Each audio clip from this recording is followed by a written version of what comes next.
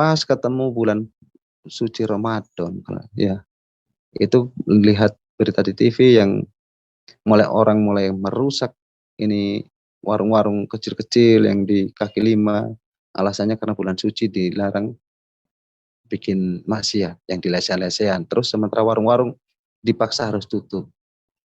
Saya pikir-pikir kembali, kalau bulan suci semua tempat usaha oke lah, kalau bilang yang remang-remang ditutup itu untuk apa namanya,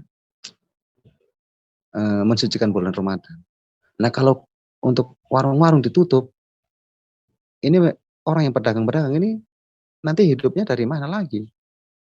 Ekonominya jelas macet, sementara habis puasa itu biasanya hari raya, itu butuh anggaran lumayan banyak untuk kehidupan untuk menyambut hari raya. Jadi saya pikir-pikir kembali, ini kayaknya ini makin lama makin brutal. Terus pelan-pelan dengan ini terkikis, mungkin kayak kekukuhan saya ini terkikis pelan-pelan. Akhirnya saya bilang, saya ini Islam, dari awal Islam, dididik Islam, segala sesuatunya saya sudah ini selama 30 tahun saya sampai umur 30 tahun ini saya tetap akan pegang teguh. Dan itu kemungkinan namanya orang yang sudah terpatri dalam hati, dalam pikiran saya, jadi saya pikir sudahlah, apapun itu saya akan tetap dengan kepercayaan saya. Kamu Islam, yang kamu pimpin sekarang sampai istilahnya membelot ke orang Kristen. Kenapa kamu masih tetap mau dengan dia? Dengan nama Ahmad Nur Khalil dari Banyuwangi. Saya lahir dari keluarga yang semuanya Muslim. Mulai sholat sudah diajarkan dari sejak dini, terus berpuasa. Pokoknya hal-hal yang menyangkut dengan agama itu memang diajarkan dengan lumayan ketat lah dari orang tua sendiri. Jadi kami tumbuh dengan disiplin agama yang lumayan ketat. Saya pulang sampai di rumah ini, tahu-tahu istri saya bilang, setelah berapa hari bilang, Mas, kita cerai. Saya pikir kalau orang di Kupang bilang, lu gila barangkali. Istilah begini, saya ini salah apa kalau tahu-tahu saya datang dari ini tempat kerja, kamu bilang kita cerai. Hidup susah mesti cerai lagi. Terus enggak, dia bilang saya mau kembali ke Kristenan, kembali ke Kristen. Terus saya mau kembali ke Kristen, kan kalau saya mau kembali ke Kristen, kamu kan Islam. Jadi kan nggak mungkin dalam satu rumah tangga dua agama, dia bilang begitu. Terus saya tanya, kenapa kamu tiba-tiba berubah pikiran mau Kristen? Sementara selama ini kita bersama itu sholat aktif. Setiap jam sholat saya ajak mari sholat. Ya bagaimanapun saya jadi imam, dia jadi makmum. Setiap waktu sholat kita sholat. Tahu setelah saya ke proyek yang sekitar 1 bulan atau 2 bulan itu, pulang-pulang dia bilang kita cerai. Saya pikir kembali, saya ini salah apa? Tahu-tahu ini bilang mau cerai. Ternyata dia bilang saya mau pindah ke Kristen. Terus setelah saya selidiki tanya-tanya begini, oh ternyata ini dengan waktu saya tidak ada itu, dia ada mungkin kayak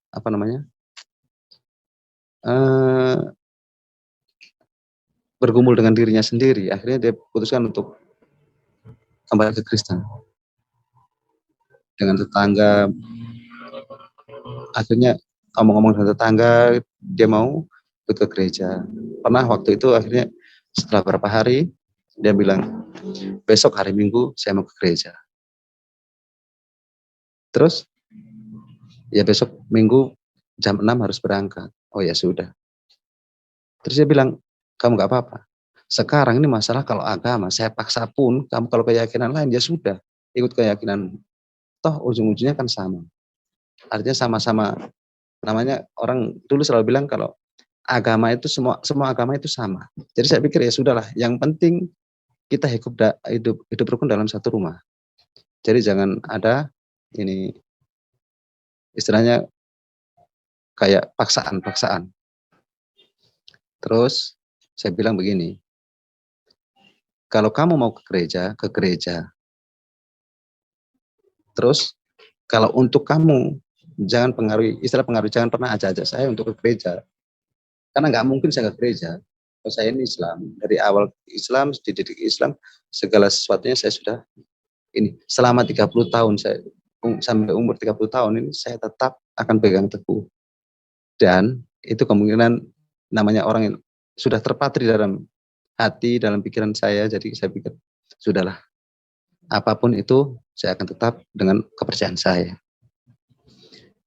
Setelah berjalannya waktu, dia bilang, yang tadi bilang besok saya ke gereja, saya bilang, ya sudah kalau mau ke gereja, besok bangun pagi, siap ke gereja.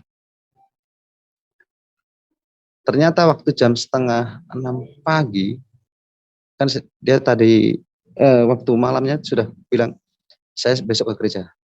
Nggak mungkin saya kasih bangun untuk sholat subuh. Dia sudah mau ke gereja, masa mau sholat subuh duluan. Keyakinan beda. Jadi akhirnya saya bilang, sudah, kamu jam 5:30 itu saya kasih bangun. Kamu bilang mau ke gereja. Ini jam 5:30, sudah jam 5:30 belum bangun juga. Kapan mandi, kapan siap, kapan berangkat. Akhirnya dia sendiri bingung, kok ini apa? Saya mau ke gereja, malah dia yang kasih bangun ke Mbak untuk siap-siap. Saya bilang, kan kamu bilang mau ke gereja, bangun, mandi, cepat mandi, berangkat ke gereja sana. Nanti terlambat. Kan dimulai jam 6. Akhirnya dia siap berangkat ke gereja. Itu Alkitabnya kayak waktu itu saya lihat kayaknya masih pinjam dari tetangga sebelah. Karena memang waktu itu kita ya nggak mungkin lah orang Islam punya Alkitab lah. Yang dalam pikiran saya waktu itu pasti orang pikir, nah kamu Islam, yang kamu pimpin sekarang sampai istilahnya membelot ke orang Kristen. Kenapa kamu masih tetap mau dengan dia? Pasti ada yang pikir. Dalam pikiran saya begini, ini masalah keimanan, keyakinan orang. Saya paksa pun seperti apapun, kalau dia nggak mau, ya nggak mau. Kalau biar saya bilang, sudah kamu harus sholat. Selama ini dia sholat, tapi ternyata tetap mau kembali ke agama yang lama, ke Kristen kembali. Saya pikir sudah, kita sama-sama ini pegang teguh keyakinan masing-masing. Siapa yang goyang atau siapa yang sudah rasa kayak, oh ternyata memang saya ini harus kembali Islam atau saya harus Kristen, itu kan nanti dulu. Yang penting kita yakin dengan keyakinan dia masing-masing. Akhirnya singkat cerita, istri saya tiap hari itu berdoa. Untuk hari-hari itu dia berdoa. Sementara saya kerja. Tentunya dengan doa-doa setelah keyakinan kekristenan kembali. Dia setiap jam 9 atau jam 10 pagi itu dia doa. Sementara saya di tempat kerja. Nanti waktu pulang cuman ini dia akan pakai waktu itu putar lagu-lagu rohani terus. Jadi lama kelamaan saya itu terbiasa dengan lagu-lagu rohani. Terus di waktu itu saya sudah hari-hari ketemu dengan mendengar lagu rohani, pas ketemu bulan suci Ramadan, ya itu lihat berita di TV yang orang mulai merusak ini warung-warung kecil-kecil yang di kaki lima, alasannya karena bulan suci dilarang bikin maksiat yang dilese-lesehan. Terus sementara warung-warung dipaksa harus tutup. Saya pikir-pikir kembali, kalau bulan suci semua tempat usaha oke lah, kalau bilang yang remang-remang ditutup itu untuk mensucikan bulan Ramadan. Nah kalau untuk warung-warung ditutup, ini orang yang pedagang-pedagang ini nanti hidupnya dari mana lagi? Ekonominya jelas macet, sementara habis puasa itu biasanya hari raya. Itu butuh anggaran lumayan banyak untuk kehidupan untuk menyambut hari raya. Jadi saya pikir-pikir kembali, ini kayaknya ini makin lama makin brutal. Terus pelan-pelan dengan ini terkikis, mungkin kayak kekukuhan saya ini terkikis pelan-pelan. Akhirnya saya bilang, sudahlah, yang penting saya ikuti apa yang ini diajarkan dulu. Masalah mereka melakukan istilah bilang itu sunnah untuk ini menjaga kesucian atau apa, itu urusan mereka. Yang penting saya tetap dengan yang pokoknya sajalah. Yang penting sholat 5 waktu saya aktif, segala sesuatu yang pantangan-pantangan saya usahakan untuk jangan sampai saya langgar. Jadi saya hidup dengan ketaatan yang cuman lurus saja, tanpa. Semakin dekat dengan hari raya waktu itu, saya pikir-pikir, ini waktu sholat kayak malas-malesan. Lama-lama istri tanya, kamu gak sholat? Biar sudah. Kenapa? Kayaknya kayak rasa hambar begitu, bingung kembali. Saya bilang, saya ini tetap dengan keyakinan ini. Saya lihat saudara-saudara saya yang kayaknya mulai istilahnya membuat kayak kegaduhan, apalagi dengan berita-berita orang-orang yang melakukan terorisme itu saudara-saudara saya sendiri. Sementara di sini di NTT sini yang notabene orang mayoritas Kristen, hidupnya ya begitu-begitu. Istilahnya kayak ada ketenangan lah, nggak ada istilah ini terorisme juga nggak ada. Akhirnya goyah. Lama-lama istri tanya, waktu ini kenapa ini nggak rajin sholat lagi? Sudahlah, saya bilang tunggu dulu. Kayaknya otak saya sedang ini goyah. Otak saya kayak goyah. Saya waktu itu dia bilang, nah kalau sudah nggak yakin masuk Kristen. Saya bilang, jangan bilang saya ajak saya untuk masuk Kristen. Saya ini orang Islam. Saya masih Islam. Dan saya rasa ini hal yang paling tidak mungkin saya itu akan masuk Kristen. Karena terus terang dari didikan dari waktu kecil kan begitu. Menyembah selain Allah itu kafir. Jadi nggak mungkin saya kafir. Terus, tapi kalau saya pikir-pikir kembali, saya kayak Shalom, salam sejahtera dalam kasih Tuhan Yesus Kristus. Saudara, Tuhan Yesus terus menyatakan mujizat dan kuasanya. Kali ini datang dari ujung timur Pulau Jawa, Banyuwangi. Saudara, dalam kesaksian cuplikannya yang sudah kita sama-sama saksikan, dia adalah seorang yang impossible, tidak mungkin. Jangankan berpikir untuk untuk masuk Kristen, dia saja terlintas sedikit pun keinginan untuk masuk Kristen nggak ada.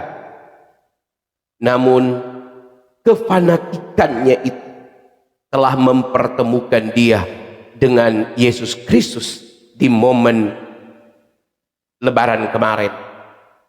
Bagaimana Tuhan bekerja dengan hebat. Tuhan menjamah hati seseorang. Nah, Tuhan yang benar itu bisa menjamah hati seseorang. Tuhan yang benar itu dapat merubah hati seseorang. Kenapa Tuhan tidak merubah hati semua orang? Hanya beberapa orang. Itu yang dinamakan kasih karunia. Ada beberapa orang yang dipilih Tuhan, seperti contohnya Rasul Paulus. Mereka dipilih Tuhan dari kehidupan yang jahat untuk bisa menjadi pelayannya Tuhan, bisa diselamatkan. Itulah kasih karunia, anugerah Tuhan di dalam kehidupan kita. Saudaraku, bagaimana kesaksian orang yang fanatik ini, seorang yang dididik ketat dari ajaran-ajaran iman di agama lamanya, dan bagaimana dia bisa mengenal Yesus. Sama-sama kita saksikan tayangan kesaksian berikut ini. Saya perkenalan dulu. Nama saya lahir dengan nama Ahmad Nur Khalil. dari Banyuwangi. Saya lahir dari keluarga yang semuanya Muslim. Saya 4 bersaudara, saya anak pertama dari keluarga yang taat lah dengan agama. Jadi dari kecil memang dididik dengan pendidikan secara agama, rohani untuk agama Islam ini dari tingkat baca Iqra, pokoknya mengaji di musola-musola di tempat saya, di kampung saya sana.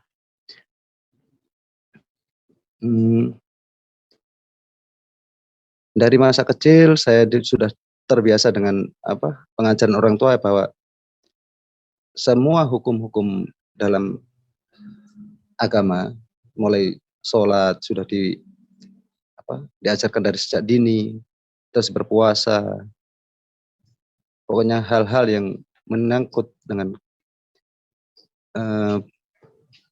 agama itu memang diajarkan dengan lumayan ketat lah dari orang tua sendiri.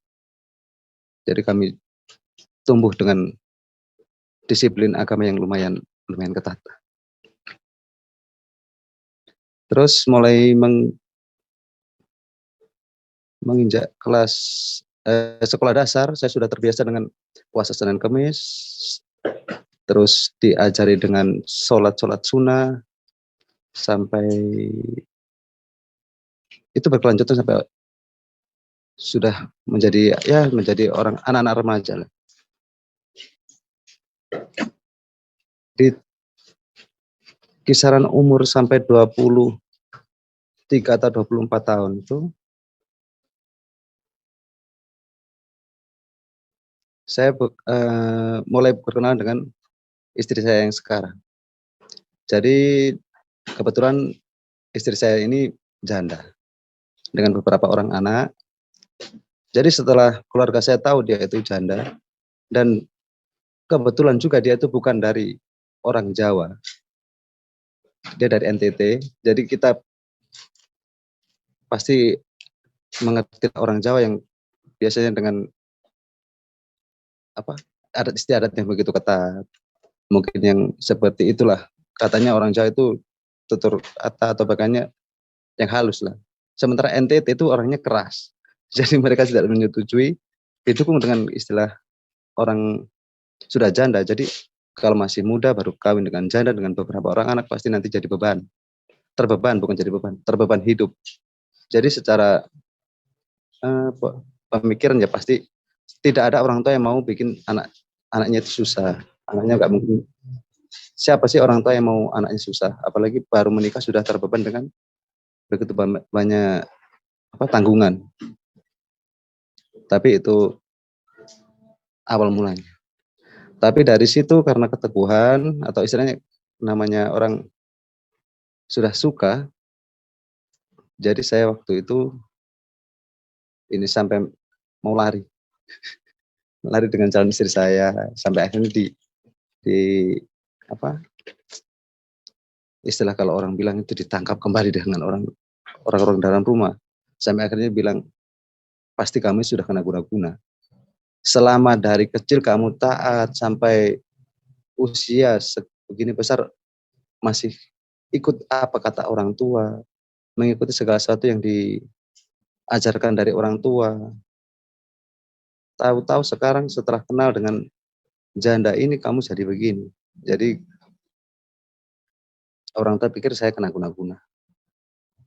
Dan waktu itu saya mau membuktikan, kan saya ini masih Islam dulu toh. Jadi saya bilang sama orang tua, sudah Pak, Mama, kalau saya ini memang kena guna-guna, ruqyah saya. Orang tua sampai bilang, buat apa harus ruqyah? Enggak, karena ini kalau memang dia itu guna-guna saya atau saya kena guna-guna, nanti kan hilang. Kalau nanti tetap saya ingat dengan istri saya, belum istri, yang calon istri saya ini, saya akan ambil keputusan untuk ikut dengan dia, keluar dengan dia, tetap menikah dengan dia. Akhirnya orang tua memberi syarat begini, "Sudah, saya ikuti kemampuan kamu untuk ruqyah. Terus kalau ternyata sudah ruqyah habis, kamu lupa berarti kan guna-guna. Kamu mau lepas betulan ini calon kamu ini?" "Iya, saya janji untuk apapun yang terjadi itu nanti jadi keputusan akhir." Karena menurut, keimanan kami dulu, segala sesuatu kalau yang berhubungan dengan guna-guna atau apa, kalau batas terakhir itu ruqyah. Kalau sudah diruqyah, itu guna-guna semua akan hancur kan. Jadi saya minta ruqyah. Waktu proses ruqyah dari kiai yang memeruqyah saya itu bilang, "Mas, ruqyah itu tidak bisa langsung ruqyah ini hari. Jadi Mas harus puasa." Nah, kebetulan waktu itu saya langsung ngomong dengan kiai saya yang mau ruqyah, saya bilang, "Pak, jangan bilang harus puasa dulu. Sebelum Bapak datang saya sudah puasa ini. Jadi Bapak datang sekarang ini saya sudah puasa. Jadi kapan mulai mulai ruqyah?" Jadi masalah yang sebegini ini sampai keluarga besar semua jadi kacau di situ gara-gara perbuatan saya cepat selesai. Karena mereka harus pontang-panting cari, terus ini pokoknya bikin repot keluarga besar lah, sempat sempat bikin heboh di situ. Jadi sudah, kalau memang saya kena guna-guna, ini keluarga akan tenang. Kalau saya tidak kena guna-guna, saya akan jalan. Akhirnya hari hari berikutnya Pak Kiai itu datang, bilang, "Mas, ini hari puasa dengan dikasih nanti kalau berbuka minumnya ini," itu tulisannya kayak itu waktu itu kayaknya air zam-zam, dengan bacaan-bacaan. Terus kebetulan saya punya teman, sahabat di sana itu, dia itu kalau istilahnya Gus, Gus itu anaknya kiai, dia juga sempat kasih saya untuk ini baca beberapa apa, istilahnya bacaan-bacaan begitulah untuk panduan saya sendiri. Jadi tiap malam saya jarang tidur, jadi setiap tengah malam bangun untuk sholat, habis itu istilahnya wirid. Karena memang betul-betul saya kepingin tahu sebenarnya ini ada apa dan seperti apa yang seharusnya nanti dijadikan untuk, keputusan terakhir. Karena ini memang keputusan yang harus anggap saya keputusan yang besar untuk hidup saya. Jadi sampai akhirnya ruqyah dimulai hari pertama tidak apa-apa, hari kedua sama, sampai hari ketiga itu pun lolos. Jadi memang ini Pak Kiai itu bilang, "Mas, ini bukan masalah kena guna-guna, tapi ini asli dari Mas, isi hati dari Mas sendiri. Jadi apapun yang Mas inginkan lakukan sekarang ini terserah. Karena kalau mau tetap dengan keluarga silakan, kalau mau ikut dengan calon ini itu bukan karena guna-guna. Jadi Mas ambil keputusan sendiri." Nah, setelah habis ruqyah sore sore hari, malam saya bilang dengan orang tua saya, "Jadi sekarang bagaimana? Tadi sudah dikasih tahu dari kiai kalau ini bukan masalah guna-guna. Terus saya masih tetap ingat dengan calon istri saya sendiri. Jadi bagaimana sekarang?" Saya mau mau ambil keputusan seperti yang pertama, saya akan tetap keluar ikut dengan calon istri saya. Nah, dari orang tua saya sendiri bilang begini, "Kalau kamu berani keluar dari rumah ini, jangan pernah datang lagi." Itu kata-kata saya masih ingat. Terus, jangan pernah istilahnya pokoknya kalau kamu sudah keluar ya keluar, jangan pernah harap untuk ini, jangan pernah harap apa-apa dari rumah di sini. Terus, ya sudahlah, saya keluar. Waktu itu saya bilang begini, "Nah, uang saya yang kemarin di mana?" Saya ada simpan uang sedikit di dalam apa namanya, di lemari kamar, ternyata mereka semua sudah bongkar dan selesai semua yang apa-apa yang ada di dalam situ itu untuk entah apa yang mereka cari, akhirnya kayaknya sebagian uang seberapa lah, tapi diambil juga. Saya minta, terus akhirnya dikasih. Waktu itu mama saya itu kasih 350.000 atau bagaimana. Saya pikir 350.000 ini mau cukup apa, sampai di mana. Sudahlah, jalan dulu. Akhirnya setelah 2 hari, mungkin masih sempat di Banyuwangi sana, akhirnya saya melangkah, ambil keputusan dengan calon istri saya waktu itu ke NTT. Jadi barang-barang yang dikontrakan istri saya ini jual semua. Dan uang yang ada itu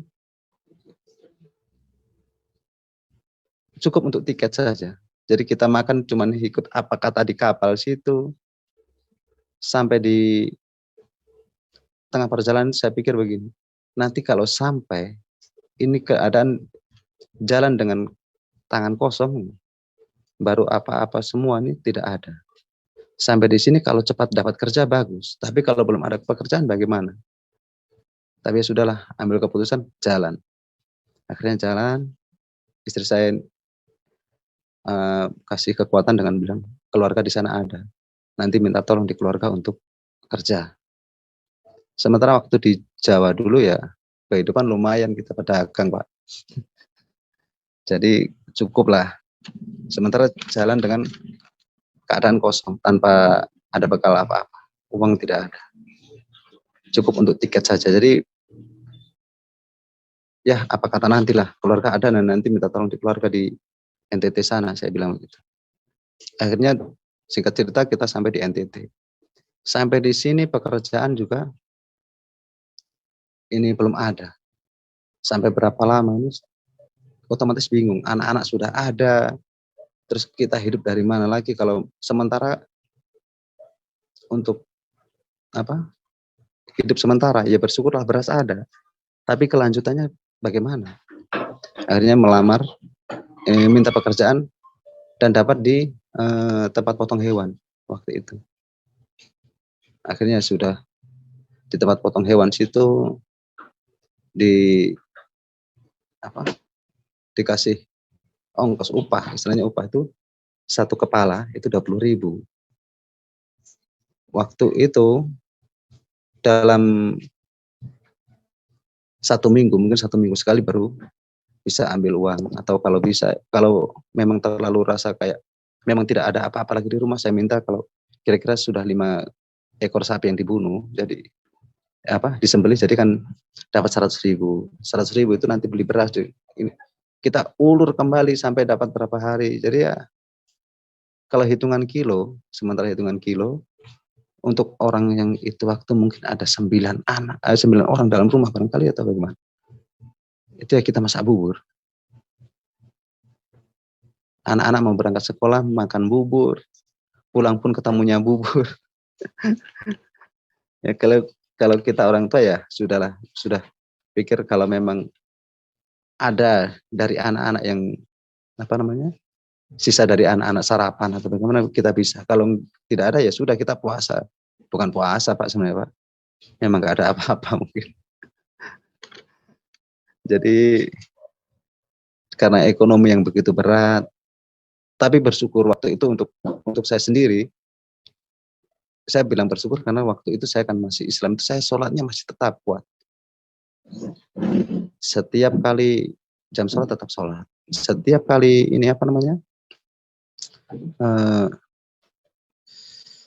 ada kesempatan ya masih puasa. Bukan berarti yang tidak ada apa-apa, memang puasa kan, betul-betul puasa. Dan setiap hari kan ya berdoa, ya Allah mudah-mudahan kasih rezeki karena hidup berat sekali di sini. Jadi dengan ya selain berusaha tetap berdoalah. Akhirnya di satu saat itu ada tetangga yang ajak untuk pergi ke kota, di kota Kupang tepatnya ini, untuk kerja di proyek bangunan. Karena memang tidak ada apa-apa yang bisa diandalkan, kita bersyukur tenaga masih ada. Jadi kita memanfaatkan apa yang ada. Kita punyanya tenaga fisik, ya kita pakai kerja fisik sudah. akhirnya jadi buruh. Awalnya jadi buruh di proyek dengan gaji kalau tidak salah 50.000 satu hari waktu itu. Dengan tanggungan 2 tempat karena saya bersendiri dengan istri akhirnya ikut ke Kupang, sementara anak-anak dengan apa istilahnya, mertua perempuan di sini. Jadi kita punya 2 dapur. Jadi berbagi dengan di sana kita punya kehidupan sendiri dengan yang di kampung untuk biaya hidup juga. Seberapa pun yang ada kita kita atur sedemikian rupa lah untuk bisa cukup. Sampai akhirnya di tahun 2012 mungkin saya dapat ini diajak proyek itu lumayan jauh dari tempat kos-kosan di Kupang sana. Di salah satu daerah pinggiran lah, di pinggiran kota. Jadi saya tinggal istri saya di kos-kosan, sementara saya sendiri kerja di bangunan di proyek saya. Entah bagaimana akhirnya sementara saya kerja itu hitung mungkin 1 bulan atau 2 bulan waktu itu saya pulang sampai di rumah ini tahu-tahu istri saya bilang setelah berapa hari bilang, "Mas, kita cerai." Saya pikir kalau orang di Kupang bilang lu gila barangkali. Istilah begini, saya ini salah apa kalau tahu-tahu saya datang dari ini tempat kerja, kamu bilang kita cerai. Hidup susah-susah mesti cerai lagi. Terus enggak, dia bilang saya mau kembali kembali ke Kristen. Terus saya mau kembali ke Kristen. Kan kalau saya mau kembali ke Kristen, kamu kan Islam. Jadi kan nggak mungkin dalam satu rumah tangga 2 agama. Dia bilang begitu. Terus saya tanya, kenapa kamu tiba-tiba berubah pikiran mau Kristen? Sementara selama kita bersama itu sholat aktif. Setiap jam sholat saya ajak mari sholat. Ya bagaimanapun saya jadi imam, dia jadi makmum. Setiap waktu sholat kita sholat. Tahu setelah saya ke proyek yang sekitar 1 bulan atau 2 bulan itu, pulang-pulang dia bilang kita cerai. Saya pikir kembali, saya ini salah apa? Tahu-tahu ini bilang mau cerai. Ternyata dia bilang saya mau pindah ke Kristen. Terus setelah saya selidiki tanya-tanya begini, oh ternyata ini dengan waktu saya tidak ada itu dia ada mungkin kayak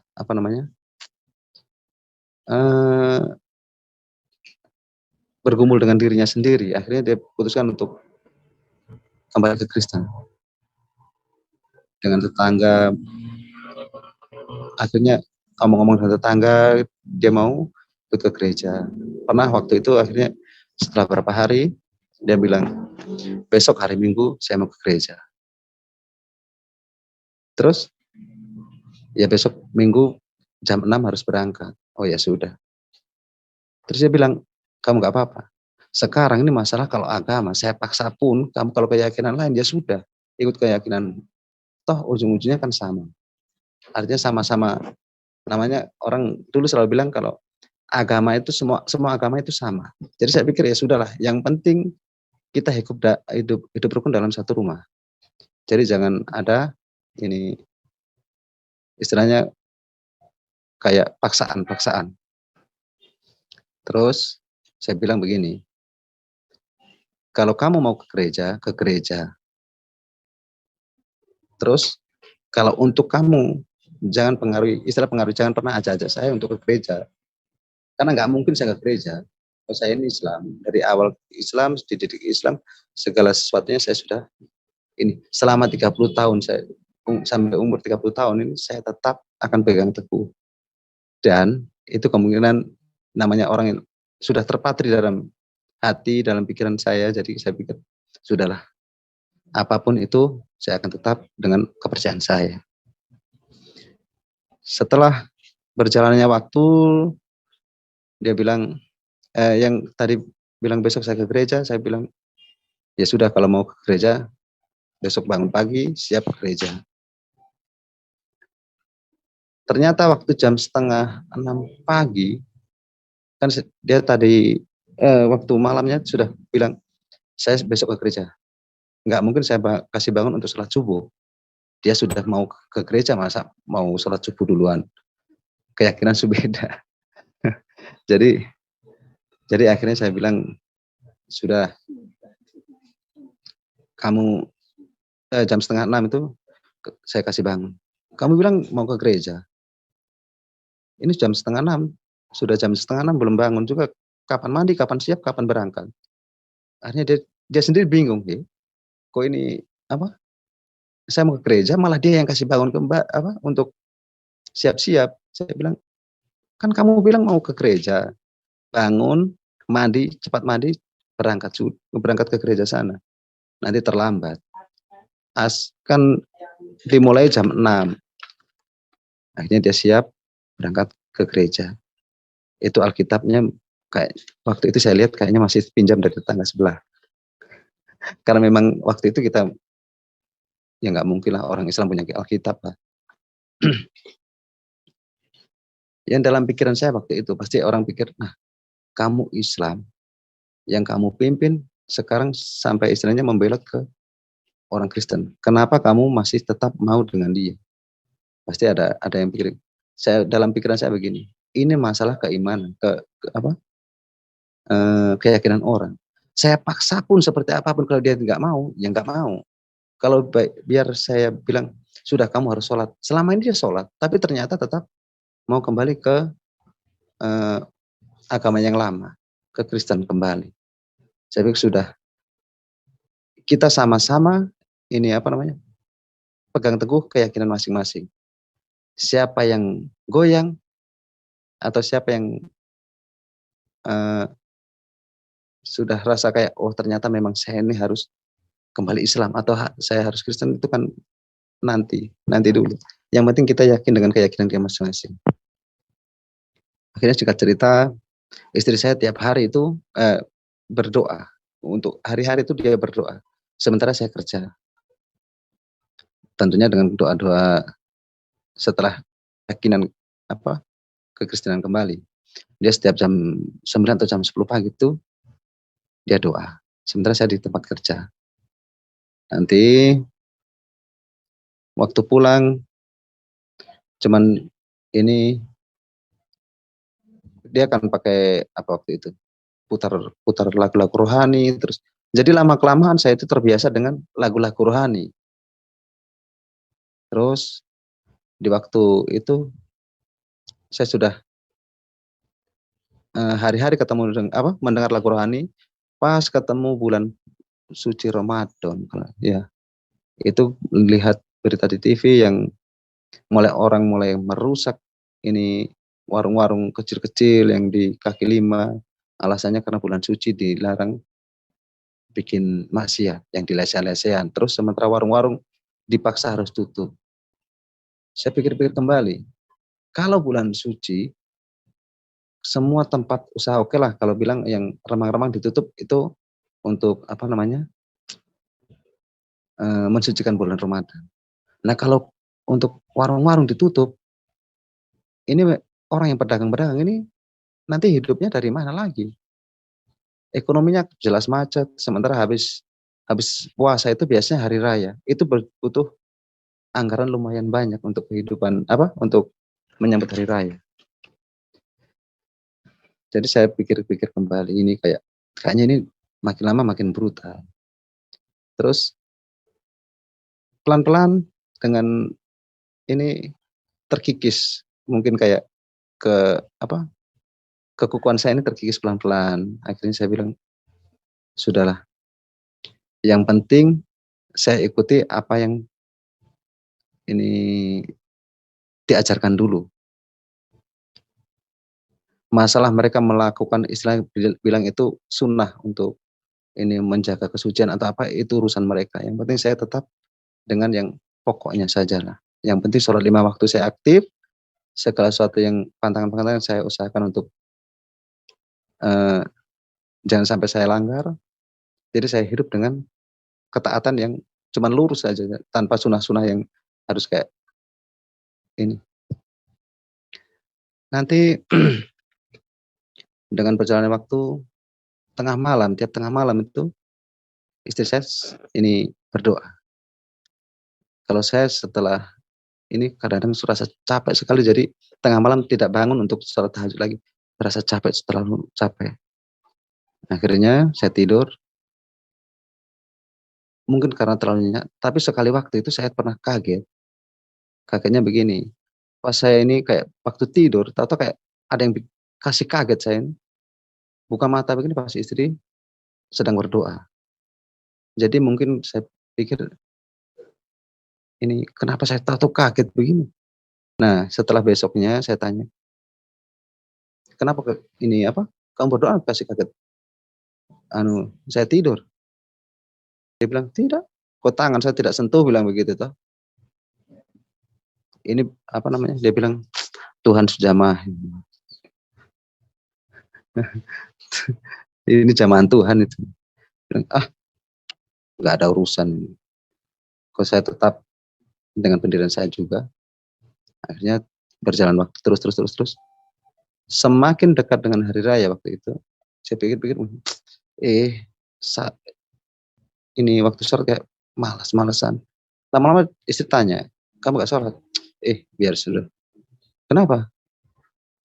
Kayaknya kayak apa, kayak rasa hambar begitu, bingung kembali. Saya bilang, saya ini tetap dengan keyakinan ini, saya lihat saudara-saudara saya yang kayaknya mulai istilahnya apa, membuat kayak kegaduhan, apalagi dengan berita-berita orang-orang yang melakukan apa namanya, terorisme itu saudara-saudara saya sendiri. Sementara di sini di NTT sini yang notabene orang mayoritas Kristen, hidupnya ya begitu-begitu. Istilahnya kayak ada ketenangan lah, nggak ada istilah ini terorisme juga nggak ada. Akhirnya goyah, lama-lama istri tanya waktu ini, "Kenapa ini nggak rajin sholat lagi?" "Sudahlah," saya bilang, "tunggu dulu.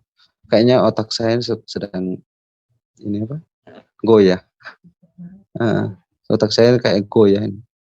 Saya waktu itu dia bilang, "Nah, kalau sudah nggak yakin masuk Kristen." Saya bilang, "Ah, jangan bilang saya ajak saya untuk masuk Kristen. Saya ini ya orang Islam. Saya masih Islam. Dan saya rasa ini hal yang paling tidak mungkin saya itu akan masuk Kristen." Karena dari ya terus terang dari didikan dari waktu kecil kan begitu. Menyembah selain Allah itu kafir. Jadi nggak mungkin saya kafir. Terus, tapi kalau saya pikir-pikir kembali, saya kayaknya lebih senang dengan istilah orang bilang ini ajaran nenek moyang. Ajaran nenek moyang bilang ini cuman apa ya? Kalau hidup itu harus selaras dengan sesama lah, istilahnya begitu. Kalau orang Jawa bilang kan tepos liro. Jadi saya pikir yang penting saya tidak menyakiti orang, saya tidak bikin masalah dengan orang lain. Pokoknya hidup akhirnya bisa damai, saya pikir begitu. Lanjut terus akhirnya setiap hari mendengarkan ini lagu-lagu rohani, terus istri berdoa setiap hari, akhirnya ditambah dengan keimanan saya yang pertama sudah begitu, akhirnya tambah goyah lagi. Saya bilang begini, "Sudah, kalau ini ikut berdoa." Saya, "Ah, kok doa Kristen, nggak ada urusan. Kalau kamu mau doa, doa silakan. Kalau saya nggak mau doa, nggak mungkin doa. Saya akan tetap." Bisa kayak apa ya, mengeraskan hati untuk tidak akan pernah mau menerima. Akhirnya suatu ketika itu saya pernah istilah apa ya, menganggur. Ini karena proyek sedang istirahat, saya nganggur. Sementara hidup di sana itu sudah bagaimana ya, kerasnya kehidupan, anggap saja di kota ini kan tanpa saudara, tanpa apa-apa ya harus ini apa namanya, putar otak. Karena menganggur cari kerja kiri kanan belum dapat, akhirnya saya bilang, sudahlah yang penting cari hiburan apa bagaimana. Ada majalah atau ada apa saja waktu itu saya baca untuk hibur, cuman membuang waktu saja. Lama-lama yang ada tinggal Alkitab. Saya, masa saya harus baca Alkitab? Meskipun iman ini ya sudahlah, cari yang lain dulu untuk sekedar untuk isi waktu. Lama kelamaan karena setiap hari istri saya itu kalau berdoa sudah baca Alkitab. Nanti dia mulai omong, istilah kayak ini penginjilan tapi halus-halus lah, maksudnya begitu. Saya pikir, sudahlah yang ada ini saya baca. Waktu itu saya baca di Perjanjian Baru, kan Perjanjian Lama bilang ini kalau Perjanjian Lama ini sebenarnya intinya sama dengan Al-Quran, tapi kalau Perjanjian Baru itu lain. Jadi saya baca pas Matius, dari awalnya ke Matius. Dari Matius lama, kayaknya baca ini seru juga karena pas apa nganggur. Jadi lama-lama ketemu di Matius 5-7 khotbah di bukit. Saya pikir ketemu ini apa yang ini masalah kalau untuk orang Jawa bilang tepo seliro ini sama dengan di Matius pasal 7 ayat 12. Cintalah sesamamu seperti dirimu sendiri. Saya pikir ini kan bahasa Jawanya tepo seliro. Ini ada di Alkitab sendiri. Sementara jujur, selama 30 tahun dari 0 sampai 30 tahun, umur 30 tahun saya mengaji iya, baca Al-Qur'an iya, tapi artinya mungkin kalau dibilang nol. Kalau pas baca, pas ada artinya di bawah, saya bisa tahu. Tapi kalau ini bacaan ini artinya apa langsung, itu ya, mohon maaf, saya tidak tahu.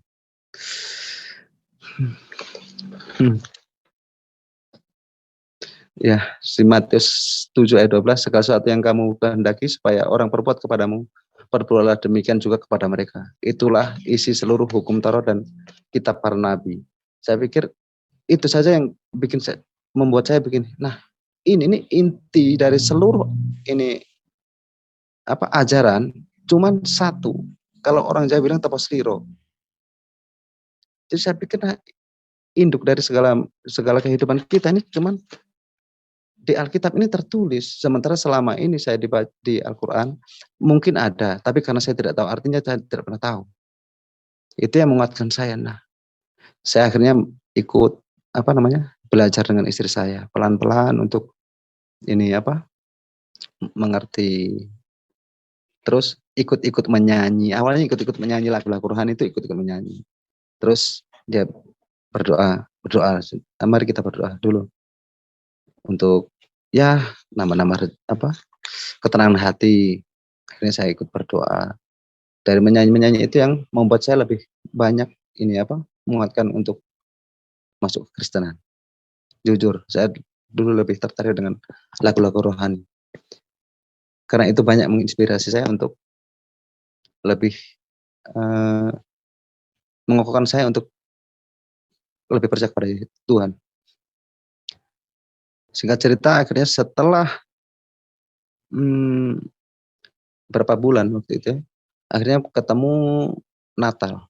Menjelang Natal, istri saya bilang kita ke gereja. Dan seumur hidup yang selama ini, saya baru itu pergi ke gereja. Saya tidak tahu bagaimana ke gereja itu, tata caranya seperti apa, nanti ibadahnya bagaimana, yang penting ikut saja. Saya ikut. Setelah pulang dari gereja Natal di bulan Januari, kalau tidak salah Januari atau Februari waktu itu, saya ke salah satu saudara di Lasiana, bilang saya mau masuk Kristen, saya mau dibaptis. Jadi saya mau keluarga dari istri saya di sini untuk istilahnya menjadi saksi. Keluarga tanya, kenapa Mas mau masuk Kristen? Apa di suruh adik saya?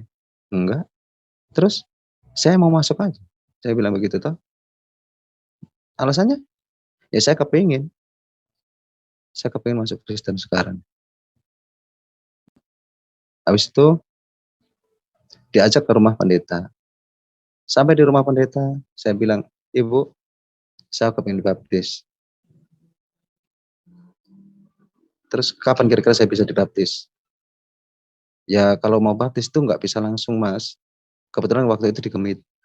Nggak bisa langsung, harus ada pendidikan, apa istilahnya, untuk pengajaran Alkitab, memperkuat keimanan segala macam. Saya bilang, "Saya ini mau dibaptis, Bu. Saya ini mau dibaptis, segera masuk Kristen. Habis itu setelah baptis, nanti saya akan nikah Kristen lagi." Kan sebenarnya kan kita sudah nikah Islam. Cuman saya pikir waktu itu setelah baptis saya Kristen, istri saya Kristen, saya harus nikah Kristen. Jadi semua ini jadi Kristen. Waktu saya menyatakan untuk mau dibaptis, ibu pendeta bilang, "Wih, Mas, kalau itu tuh harus pembelajaran ini Alkitab, harus ini, kira-kira berapa lama?" Saya bilang begitu. Ibu sampai bingung sendiri, akhirnya bilang begini, "Kira-kira ini kalau dalam ini bulan, bisa atau belum? Ya mesti belajar."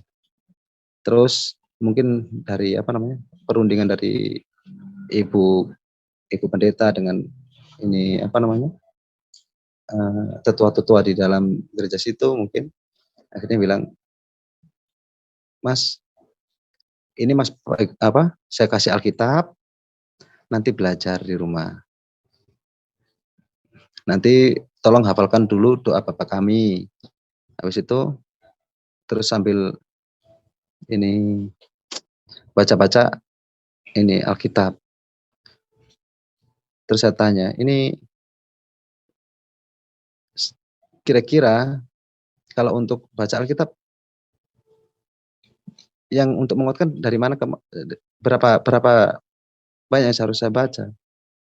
Maksudnya kan saya tidak tahu mana poin-poin yang harus saya baca untuk menguatkan iman, maksudnya begitu. Waktu itu ibu pendeta bilang, "Di Yohanes," dia bilang. Yohanes 1 tuh. Akhirnya bilang, "Pak itu kan Mas baca dulu di Yohanes." Saya baca. 1 minggu kemudian, "Mas sudah baca?" "Yang mana?" "Yohanes." "Sudah." "Terus Mas baca sampai di mana?" Itu Alkitab tuh mungkin kalau nggak salah sampai Kisah Para Rasul. Jadi dari Matius sampai Kisah Para Rasul sudah saya baca. Wah, akhirnya terus sempat waktu itu saya bilang begini, "Ibu, saya ini yang untuk Alkitab yang Perjanjian Baru saya baca, cuman kadang-kadang saya baca di ini Perjanjian Lama. Saya mau tanya," waktu itu kan ibu pendeta saya tanya begini, "Ibu, di Amsal itu bilang ini ada hikmat telah mendirikan 7 tiangnya, 7 tiang itu apa?" Sempat saya tanya begitu, makanya, "Wih, sudah Mas, nanti baru Mas sampai baca sampai situ?" "Iya." "Ya sudah, nanti baru kita pelajari lagi." Jadi kita urus untuk baptisan dulu. Akhirnya setelah itu di akhir akhir Februari saya akhirnya baptis, masuk pembaptisan, akhirnya di 1 bulan berikutnya kami nikah Kristen ya. 1 bulan. Terus kehidupan kami sekarang satu rumah sudah Kristen semua. Makanya saya dengan istri kan sudah Kristen. Jadi saya, istri dengan anak waktu di Kupang itu Kristen. Cuman ada 2 orang anak yang di kampung yang masih Islam. Nah, akhirnya waktu itu istri saya pulang ke kampung duluan untuk untuk menjaga anak-anak di kampung. Terus saya dengar kabar akhirnya sekarang ini anak satu sudah mau terima Tuhan. bukan ini. Ya akhirnya bersyukurlah. Pokoknya intinya sampai saat ini akhirnya kita satu keluarga sudah satu iman. Terus dengan berjalannya waktu, akhirnya saya pulang ke Rotes ini, sekarang kehidupan saya sudah ini, ya bersyukurlah sudah mendingan lebih baik. Terus saya sekarang kehidupannya hari-hari bertemu dengan saudara-saudara saya yang masih ini muslim, karena saya hidup di pasar. Dan kemarin sempat ada apa namanya, saudara-saudara yang bilang begini, kamu masuk Kristen paling paling gara-gara ini apa namanya, kayak sembako atau bagaimana bilang gitu. Saya bilang, ah dari mana kok? Kira-kira saya tidak bisa beli ini bahan makan sekarang. Saya bilang begitu tuh. Cuman itu kalau menurut saya sendiri itu pemahaman seperti itu tidak salah. Dan saya tidak pernah menyalahkan mereka karena waktu saya di Jawa dulu pernah itu bahasa itu sempat saya dengar juga. Sebenarnya kalau sekarang ini saya pikir, oh ternyata itu bukan masalah ini, kalau mau masuk Kristen akan dikasih ini itu. Cuman itu kan persembahan kasih untuk para ini apa namanya, orang-orang yang berkekurangan lah.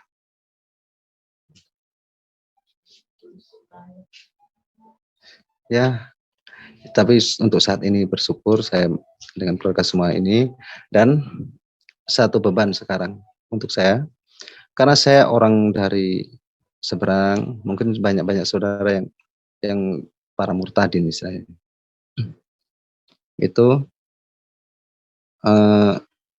punya beban sama. Untuk dikucilkan wajar, itu biasa, sama mengalami. Untuk dimusuhi dengan ini apa, saudara-saudara atau keluarga semua itu sudah biasa. Cuman yang ini sekarang itu untuk menginjili, misalnya untuk penginjilan itu kayaknya berat. Kapan hari itu saya ada teman saya bilang begini, tanya itu, Mas, Tuhannya orang Kristen itu berapa? Saya bilang satu tuh. Nah, Allah Bapa itu siapa? Ya kalau saya secara ini, Allah ya Allah toh, saya bilang begitu. Terus Yesus, terus ini apa, dia bilang, kan Yesus itu kan ini firman Allah, berarti bukan Allah. Saya pikir-pikir, sebenarnya kalau kita sama-sama Kristen atau sama-sama orang yang ini apa namanya, satu apa namanya, sudah ini, kita menjelaskan mungkin agak enak, tapi kalau dari seberang itu memang buta. Saya pikir kembali, saya menjelaskan ke teman ini bagaimana ya? Jadi mungkin dari saudara-saudara yang lain ini bisa menjelaskan, nanti tolong bantu. Saya bingung untuk menjelaskan jujur untuk ini, kan karena ini Tritunggal itu tidak bisa pakai logika yang dari ini saya alami. Jadi mungkin nanti saudara-saudara yang lain kalau pas ketemu yang seperti itu bisa menjelaskan untuk kita membawa jiwa-jiwa baru, menyadarkan saudara-saudara kita biar kita bisa selamat tinggal di rumah Papa. Ya, oh ya. Ini apa namanya? Ada satu hal yang saya tadi sempat lupa. Saya bersyukur dulu waktu di apa? Masih dari Jawa dulu saya punya satu apa namanya? Penyakit yang dianggap kronis, dan itu diprediksi waktu itu saya tidak akan hidup sampai saat ini. Puji Tuhan waktu itu dengan waktu kita ini bergumul terus, akhirnya ini Tuhan berikan jamahan, Tuhan angkat penyakit saya, dan saya ada hingga saat ini karena jamahan Tuhan. Dan sekiranya ini kesaksian saya ini bisa bermanfaat juga bagi saudara-saudara. Terima kasih, selamat malam, salam. Iya, Baik, terima kasih. Selamat malam, Pak Ahmad. Iya, sebentar Pak. Ada yang Ya, ketinggalan kalau ya. tidak salah di bagian waktu itu Bapak sempat di baptis lagi ya, baptis Islam. Mungkin Iya, belum oh iya diceritakan. ya. Oh iya, silakan Pak. Ya. Oh ya, dulu saya sempat yang tadi itu saya bilang saya minta dibaptis waktu itu karena di sini waktu itu minta di gereja Gemit. Jadi baptisan yang diberikan kepada saya itu baptisan yang percik. Nah, setelah saya kembali ke kampung Karotes ini, saya antarkan anak saya yang ke gereja di waktu itu Pantai Kusta untuk baptis. Nah, waktu itu setelah waktu mau baptis itu pendeta bilang, siapa yang mau ikut dibaptis silahkan turun ke air. Dan saya waktu itu bilang begini, saya mau baptis lah. Menurut saya, ini menurut saya sendiri, jangan nanti digaris bawahi kok semua harus begitu. Untuk saya sendiri, baptis itu memang betul dalam nama Bapa, Putra dan Roh Kudus. Iya, semua baptisan sama. Tapi untuk pribadi saya sendiri, kalau percik saya kurang puas. Kalau mau silam satu kali. Jadi kalau mau ini apa namanya? Ini kalau cuman percik rasa kurang puas di hati, saya akan silam. Saya silam, baptis silam. Jadi mau lahir baru betul-betul. Itu ya itu dari keyakinan saya sendiri. Jadi jangan nanggung lah, maksudnya untuk saya sendiri. Bukan masalah baptis silam yang betul atau Iya. percik yang betul, tapi kan keimanan kita masing-masing. Tapi kalau untuk pribadi saya sendiri itu, saya tidak mau kayak cuman percik, kalau silam satu kali. Ya, terima kasih. Puji Tuhan, saya percaya saudara sudah menyaksikan tayangan tadi dan doa saya kiranya sudah diberkati oleh Tuhan. Jangan lupa untuk terus bagikan tayangan-tayangan kami kepada sekalian banyak orang supaya mereka juga diberkati Tuhan. Sampai berjumpa lagi dalam program acara kami selanjutnya. Tuhan Yesus memberkati. Shalom, haleluya, puji Tuhan.